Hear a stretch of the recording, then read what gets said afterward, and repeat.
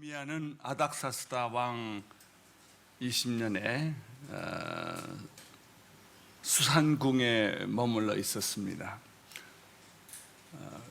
그 수산궁은 별장인데 바로 거기에 느헤미야가 술 맡은 관원으로 거기서 봉사를 하고 있었습니다. 이때 그 수산궁에 예루살렘에서 온 사람들이 있다라는 소문을 듣고 느헤미야가 그 사람을 찾아서 다급하게 물었습니다. 지금 예루살렘 성의 형편이 어떻소? 그 사람은 느헤미야에게 이렇게 보고했습니다. 말도 마시오. 성벽은 다 무너졌고 성문은 불탔고 하나님의 성전은 이방인의 발에 짓밟고 성물은 다 도적질을 해나간 말도 못하는 형편이 지금 이스라엘에서 이루어지고 있습니다. 이 소식을 들은 느헤미야는 기절을 할 만큼 눈물을 흘리고 금식을 하고 어쩔 줄을 몰랐습니다. 왜냐하면 하나님의 성전이 수치를 당했고 이방인의 발에 짓밟혔기 때문에 이 하나님이 영광을 받으셔야 되는데 수치를 당하니까 느헤미야는 견딜 수가 없었던 것이죠. 그가 할 수 있는 일은 기도와 금식이었습니다. 왕이 눈치를 채고 이야기를 듣고 느헤미야를 예루살렘으로 돌아가서 성벽을 건축하라는 명령이 떨어졌습니다. 그리고 뿐만 아니라 왕은 그 성벽을 건축할 수 있는 칙령도 내려주시고 또 나무도 여러 가지 성벽 건축할 수 있는 물건도 다 공급해 주었습니다. 드디어 느헤미야는 예루살렘으로 돌아가서 성벽 건축을 시작합니다.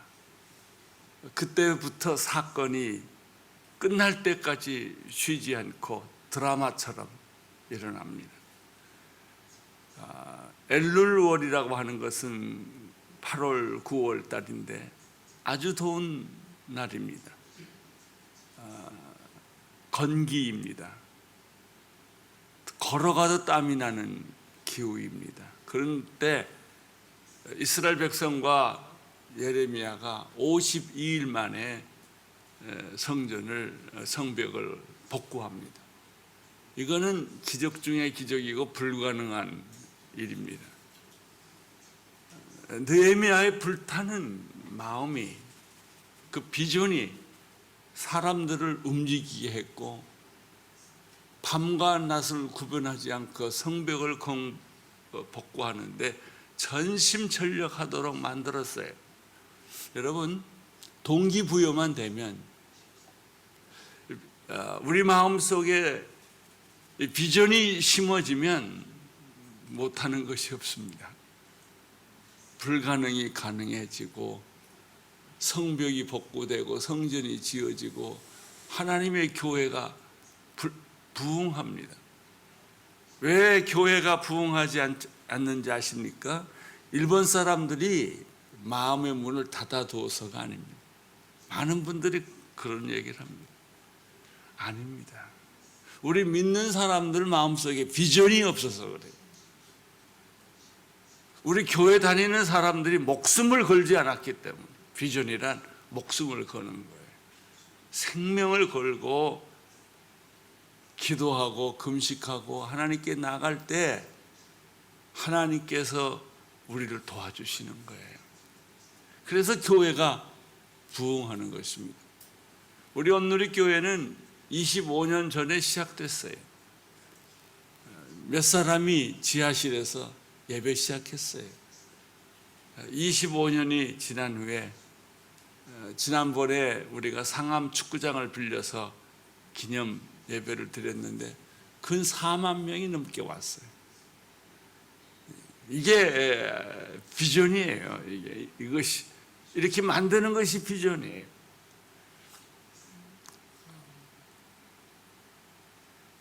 성벽을 복구하는데 방해와 모략과 음모가 난무했습니다. 산발락과 도비아와 아라비아 사람 게셈이 이렇게 합심해서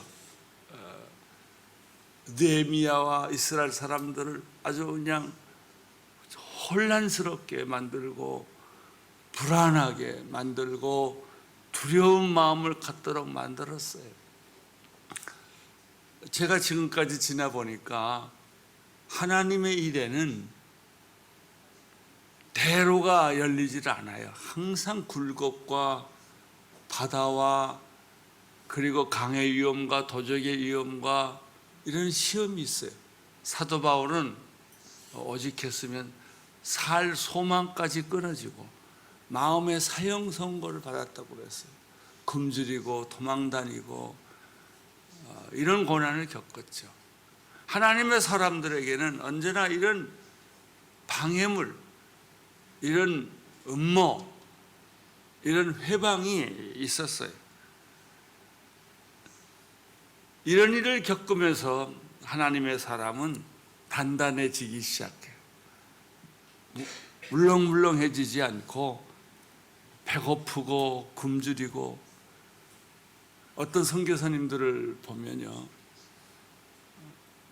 서울에서 선교비가 안 오기 때문에 굶는 사람들 참 많습니다. 제가 그런 사람을 실제로 봤어요. 이 사람이 하는 일이 매일 우체국에 가요. 돈 왔나? 아마 서울에서 잠깐 돈 보내는 날짜를 잊어버렸나 봐요. 여러분, 선교지에 가서 선교사들이 어떻게 돈을 꿉니까? 어떻게 돈을 빌립니까? 느헤미야가 성벽을 재건하는데 이런 고난을 겪었어요. 여러분이 이렇게 생각하세요. 고난이 오면 정상이다. 고난이 특별한 거 아니에요. 왜 나에게 불치병을 줬을까? 왜 나에게 이런 시련을 줬을까? 그 예수 믿는 사람의 정답이에요. 아주 정답이에요.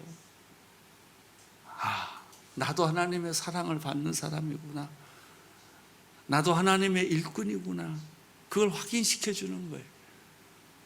느헤미야는 말 대신에 기도를 했고, 사람에게 하소연하기 전에 금식을 했어요.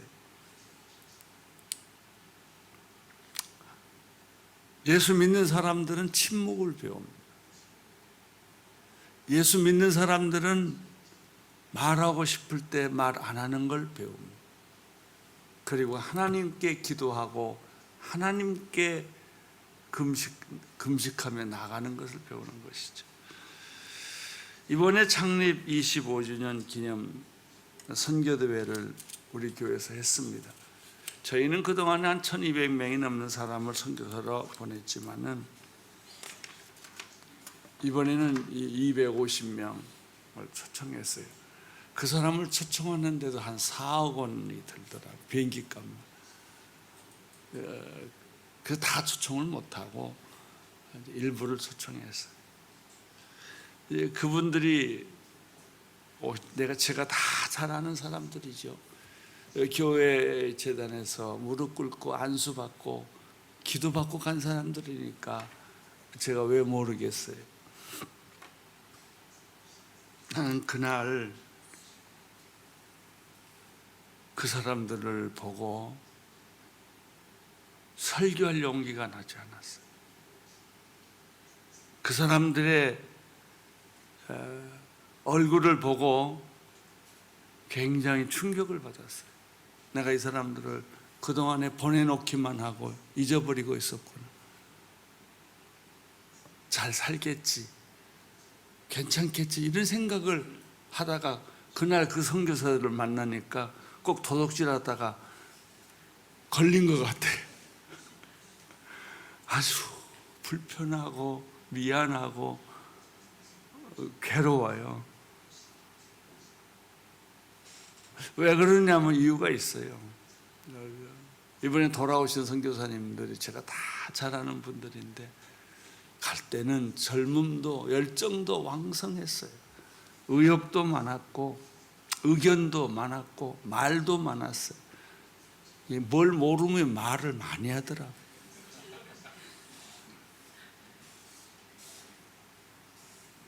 그러던 사람이 이번에 와서 무대에 섰는데 말을 잃어버린 사람들 같아. 그 얼굴에는 성자와 같은 모습이 있더라. 예수님과 같은 모습이 있고, 그리고 그 뒤에 앉아서 하고 있는데 이 사람이 말 많이 하던 생각이 나서 떠날 때는 어떻게 이렇게 변해가지고 왔나. 여러분, 말 많이 하는 사람 만나다 어느 날 말 안 하면요 굉장히 쇼크 먹습니다. 나는 그분을 보다가 눈물이 나서 내가 설교할 수가 없었어. 그 사람들이 얼마나 고생을 많이 했겠어. 근데 어디 가서 하소연도 못하고 자기가 선택한 길이니까.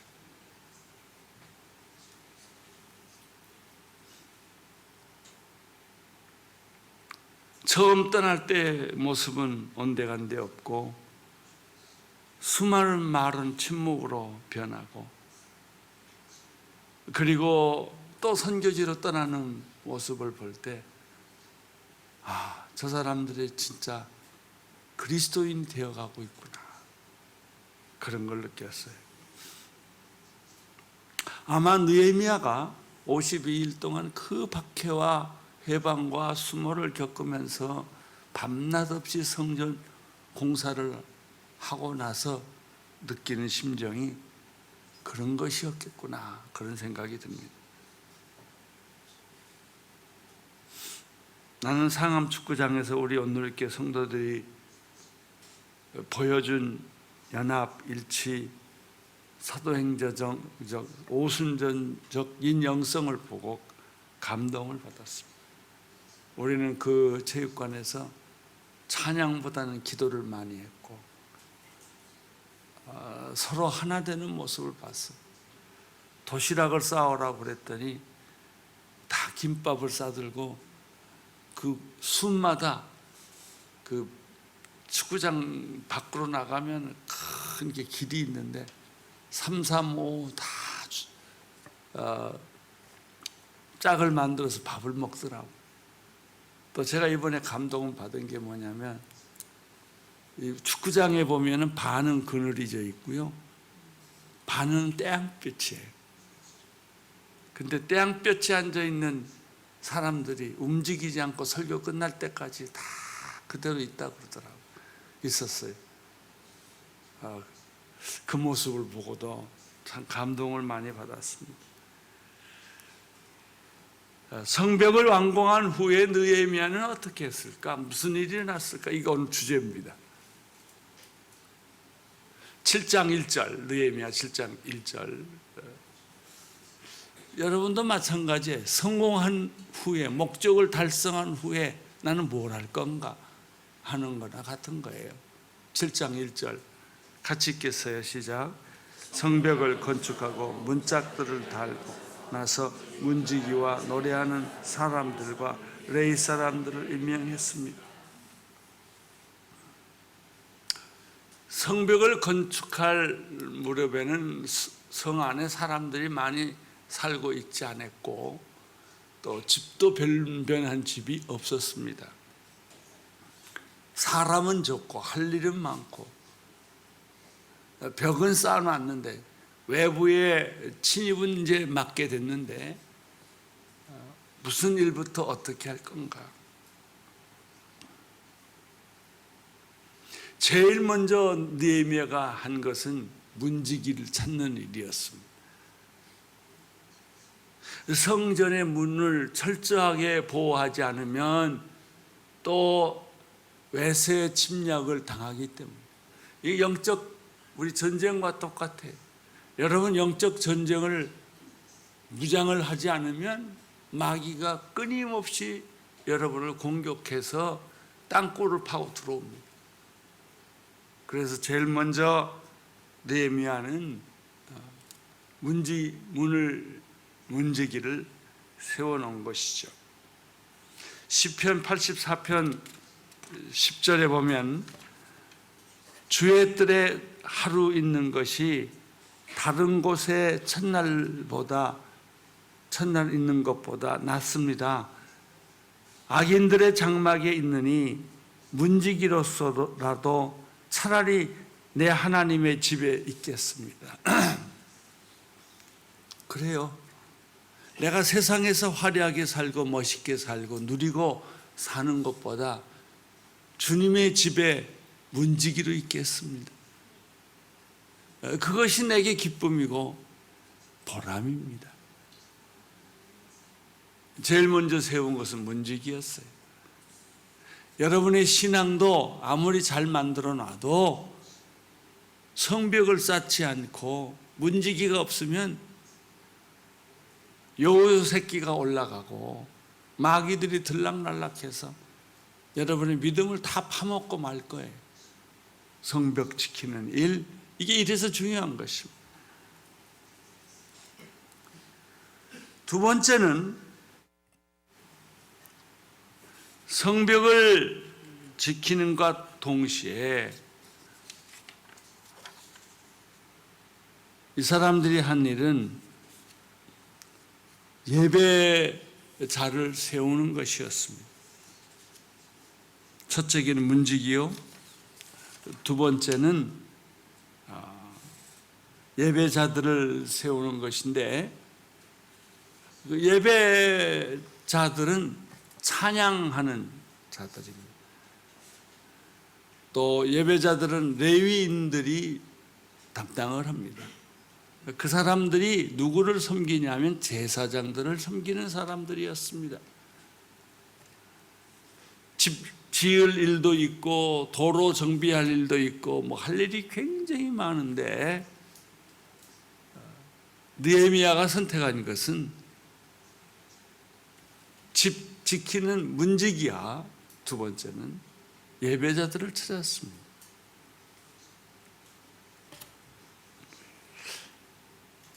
저는 그냥 이것을 금방 그냥 지나갈 뻔했습니다. 근데 가만히 이 묵상을 해보니까 교회에서 제일 중요한 자가 누구냐? 찬양하는 자예요. 예배하는 자예요. 말씀 전하는 자예요.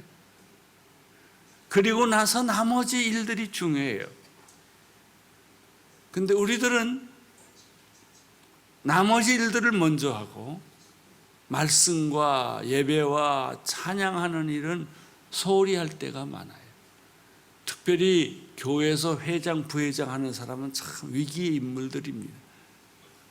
왜냐하면 나가서 맨날 안내하고 뒤에서 도와줘야 되니까 예배 드릴 시간이 없어요. 이게 무슨 얘기냐면 교회는 예배에 집중해야 돼요. 예배에 집중해야 돼요. 요한복음 4장 23절에 이제 참되게 예배하는 사람들이 영과 진리로 아버지께 예배 드릴 때가 오는데 지금이 바로 그때다. 아버지께서는 이렇게 예배 드리는 사람들을 찾고 계신다. 여러분, 하나님이 찾으신 분은 예배자예요. 목사가 아니에요. 장로가 아니에요. 집사가 아니라고요. 하나님이 원하시는 분은 예배자예요. 예배자. 우리가 하루 종일 할 수 있는 것은 예배자예요. 그 다음에 나옵니다마는 에스라는 6시간이나 성경을 읽었어요. 강론하고. 사람들은 6시간 동안 딱 일어나서 눈물을 흘리고 말씀을 들었어요. 이게 예배예요.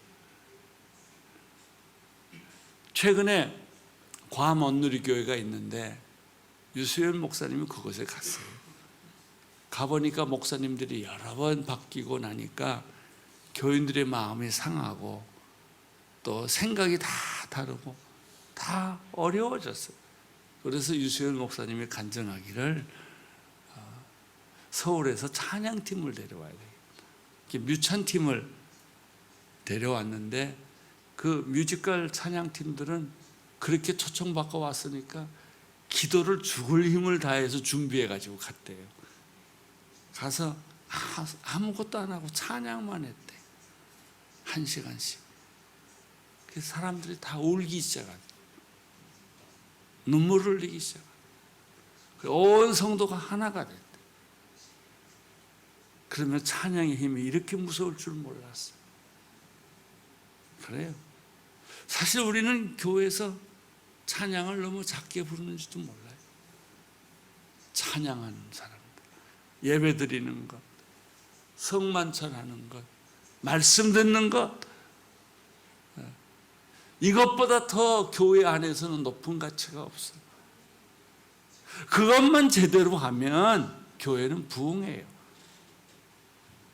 교회는 성장한다고요. 교회는 하나님의 영으로 충만하기 시작을 한 거예요. 이거를 느헤미야가 안 거죠. 그래서 성벽을 쌓고 성문을 달고 다 했지만 문지기를 세워놓고는 그 다음에 제일 먼저 하는 일이 찬양하는 자들, 레위 사람들, 또 이 예배하는 자들을 세우고 그들로 하여금 하나님을 생각하도록 온 백성을 하나님에게 집중하게 하는 거예요. 말씀에 집중하게 하고 하나님의 이름을 찬양하는 데 집중하게 하고 이것이 느헤미야가 선택한 길이었습니다. 여러분, 참된 예배자가 있을 때 참된 예배가 이루어집니다. 예배자가 없으면 예배는 없어지는 겁니다. 사람 많이 모였다고 예배가 아닙니다. 하나님의 영으로 찬양하는 것. 그래서 우리가 요즘 시대에 굉장히 조심해야 될 것이 있어요. 엔터테인먼트하고 찬양은 다르다. 요즘 찬양을 좋다고 또 예배가 중요하다고 얘기를 하니까 연예인들을 데려와서 노래를 부르고 세상에서 음악을 하듯이 그렇게 사람을 즐겁게 하는 음악들이 유행하기 시작을 했어요. 저는 우리 온누리교회 나오는 연예인들이 정말 그 세상에서 인기 있는 사람들이 아니라 하나님을 경외하는 사람들로 가득 차 있기 때문에 얼마나 기쁜지 몰라요.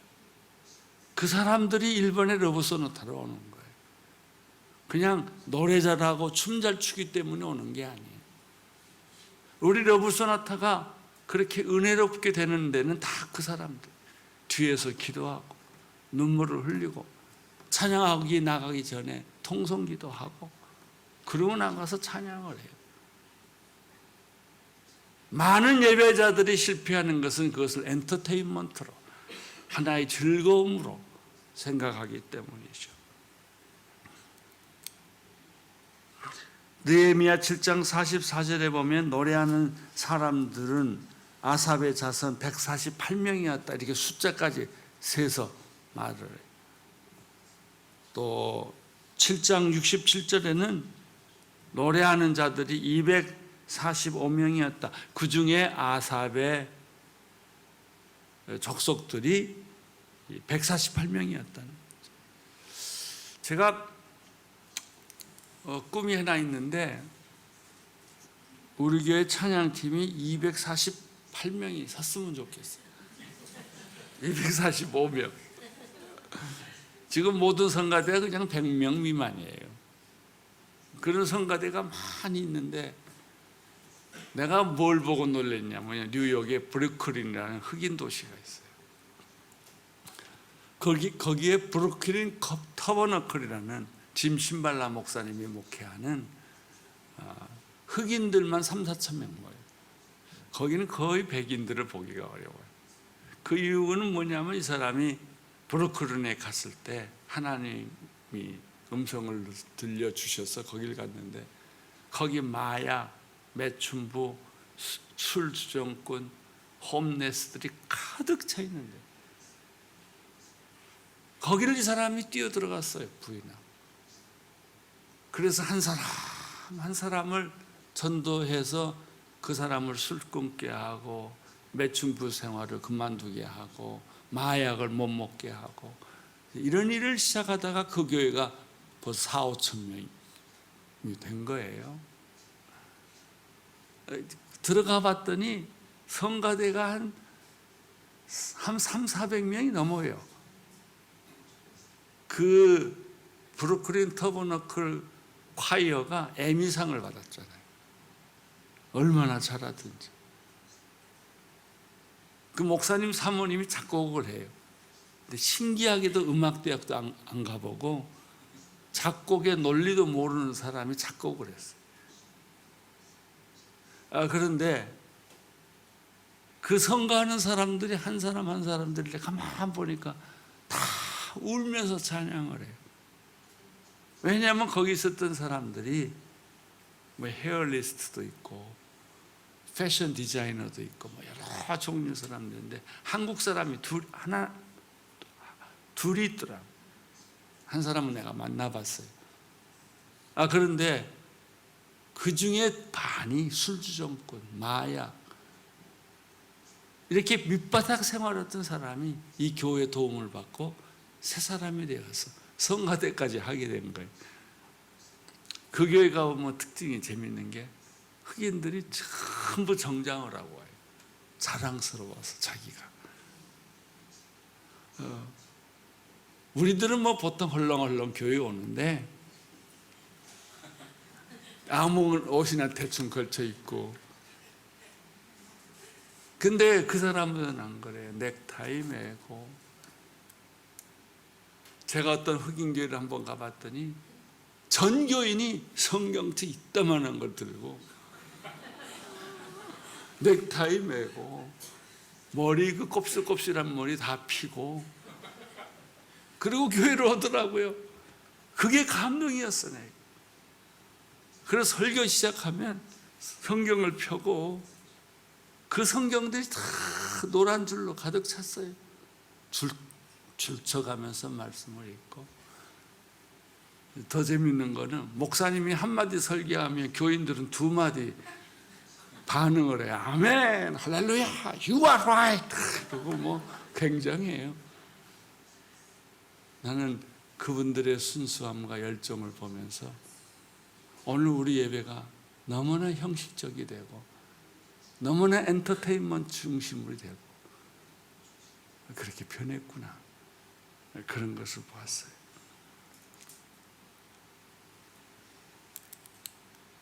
(7장 45절에) 보면 성정 문주기들은 샬롬 자손, 아델 자손, 달문 자손, 악굽 자손, 하디다 자손, 서웨 자손이 138명이었다. 이제 그리고 나서 느헤미야가 한 일은 뭐냐면 이 성을 지킬 수 있는 사령관을 임명합니다. 이것은 뭘 의미하냐면 느헤미야가 혼자 일을 다 할 수가 없기 때문에 일을 신실한 사람들에게 이렇게 분할해서 맡겼다는 얘기죠. 예수님도 12제자를 택하지 않았습니까? 사도행전에 보면은 7 집사를 맡겨서 우리는 말씀 전하는 일에 전무하고 교회 일은 집사들에게 맡기자. 그 중에 하나가 스데반이에요. 근데요, 여러분 사도행전을 보면 스데반만큼 명설교를 하는 사람이 없어요. 이게 보통 안수 집사의 수준이에요. 굉장한 사람들, 신실한 사람들, 성령 충만한 사람들을 뽑아서 교회를 맡겼죠.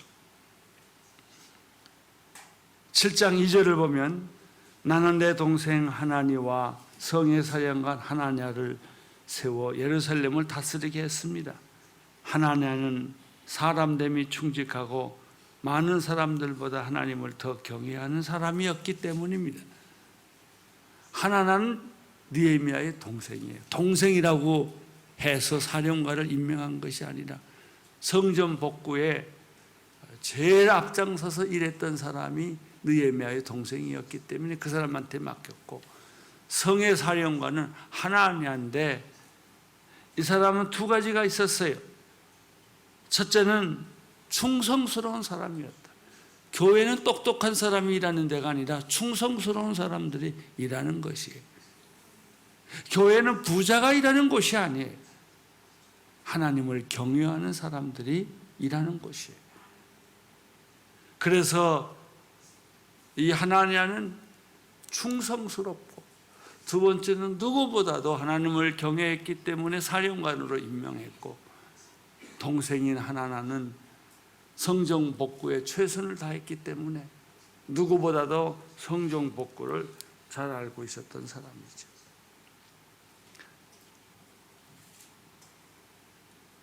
문지기에게 주어진 사명은 무엇일까요? 7장 3절, 또 사령관에게 주어진 사명도 여기에 있습니다. 7장 3절 시작. 내가 그들에게 말했습니다. 해가 높이 뜰 때까지 예루살렘 성문을 열지 말고 문지기가 지키고 있는 동안에도 문을 단단히 닫고 빗장을 질러 놓아야 한다. 그리고 예루살렘 주민들을 경비로 세워 각각 지정된 초소와 자기 앞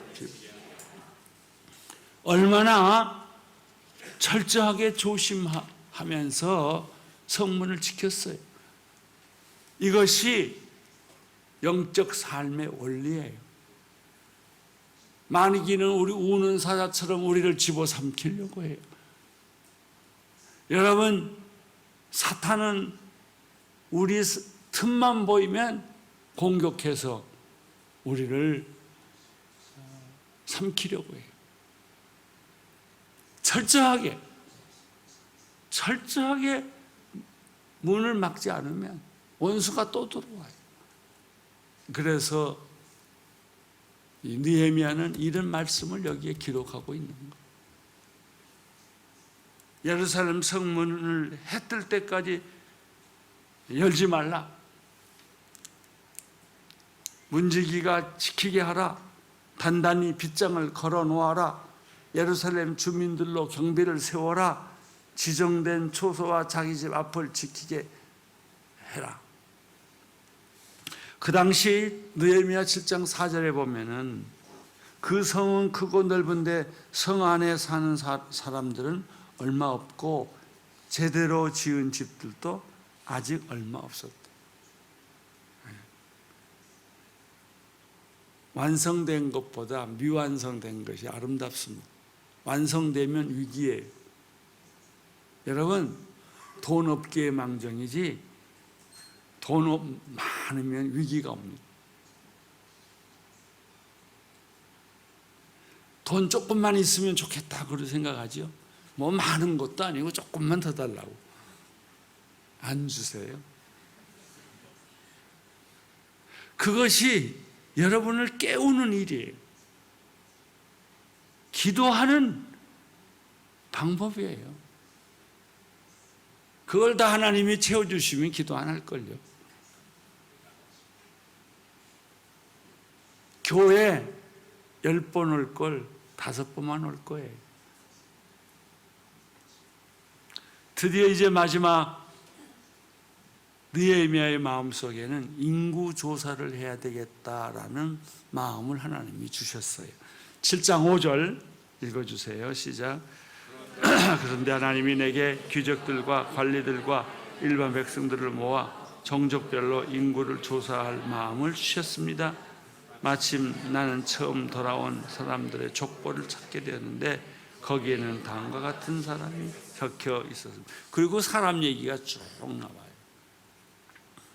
이건 다 읽지 않겠습니다. 구약 시대에도 일반 사람들, 바벨론 이라든지 아시리아라든지 이런 모든 나라들도 그들은 인구 조사를 했습니다. 군사 목적으로, 정치적 목적으로, 또 경제적인 목적으로 얼마나 사람이 있는지를 알아야 일을 시킬 수 있기 때문에 그렇게 했죠. 근데 성경에 보면은 성경도 똑같이 인구조사를 합니다. 그것은 왜 그럴까? 하나님이 족보를 세고 있는 거예요. 12족보가 12 지파가 어떻게 지금 변해가고 있나, 이것을 하나님이 알기를 원하셨어요. 그래서 인구조사를 했던 것이죠. 그것은 군사적, 정치적, 경제적 목적이 아니라 영적인 목적을 위해서 인구조사를 한 거예요. 계시록 보면 14만 4천이라는 말이 나와요. 왜 이렇게 숫자를 정확하게 지정해 주었을까? 오늘 말씀에 보면 누구누구의 자손이 몇 명이다 이렇게 되어 있어요. 아주 정확하게 계산하고 있는 것이죠. 6절, 7절을 보겠습니다. 시작.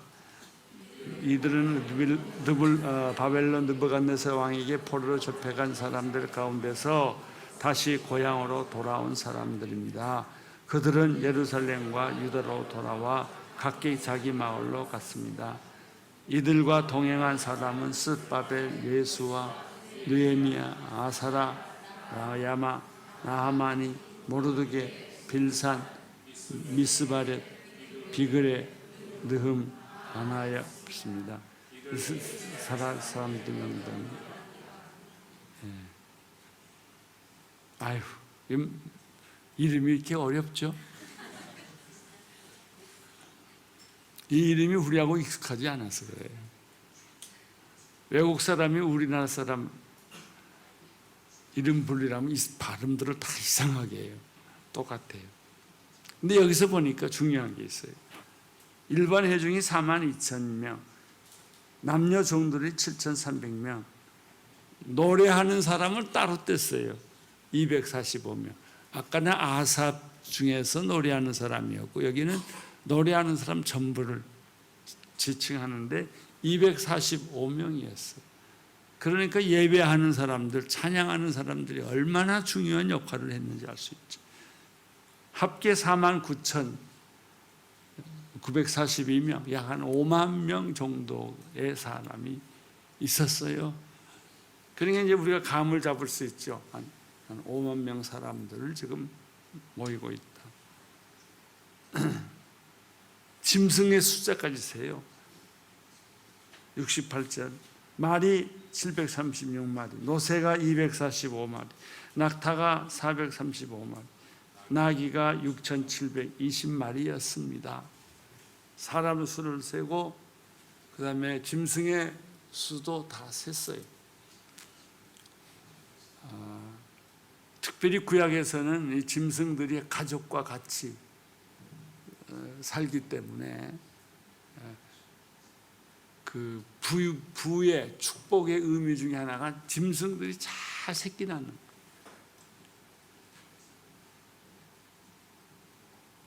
뿐만 아니라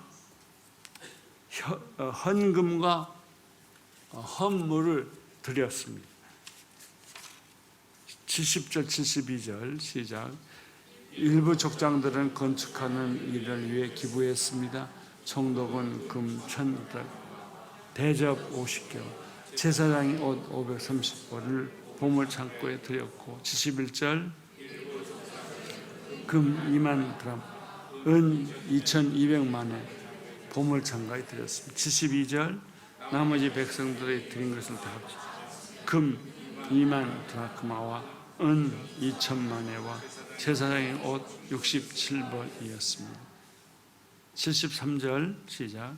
제사장들과 레위 사람들, 성정 문지기를 노래하는 사람들, 늦은 사람들, 몇몇 백성들과 온 백성 이스라엘 사람들이 저마다 자기 고향에 정착했습니다.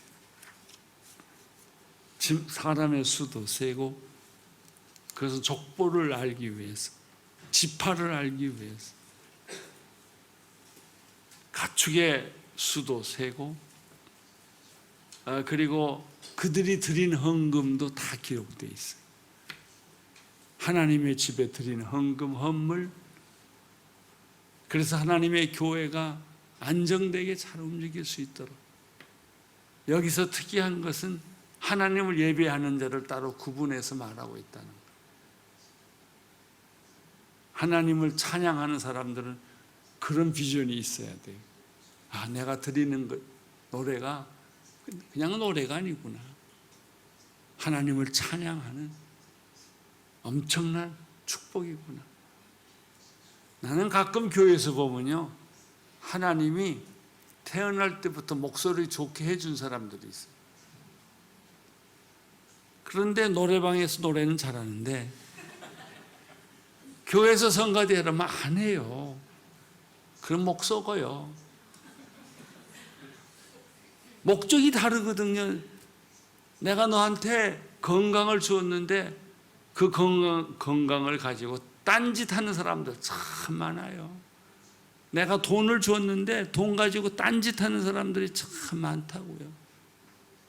여러분 조심하세요. 그게 여러분 게 아니에요. 하나님이 주신 거예요. 하나님께 영광을 올리도록. 진짜 여러분 발바닥에 불이 나도록 다녀야 돼요. 밤새야 돼요. 이번 상암 축구장에서 집회를 했는데 우리 청년들과 여러 사람 지체들이 밤이 새서 무대 장치를 했어요. 그리고 트위터에 저한테 올렸어요. 너무 기뻤다고. 밤새도록 그 무대 장치 하느라고 힘들었지만 너무나 기뻤다고. 여러분, 기쁘게 사세요. 땀을 다 쏟으면서 잠을 못 자면서라도 하나님을 기쁘게 하는 삶, 이게 예배자예요. 하나님을 찬양하세요. 성가대 모집할 때 살살 빼지 말고 오디션 봐서 떨어지면 할 수 없고 앞장서서 하세요. 이게 교회예요. 이게 하나님이 기뻐하시는 거예요. 교회 일은 세상 일에 바쁘지 않아요. 우리는 하나님의 일이 바쁜 사람들이에요. 그러면 세상에서도 축복이 넘칠 줄로 믿습니다.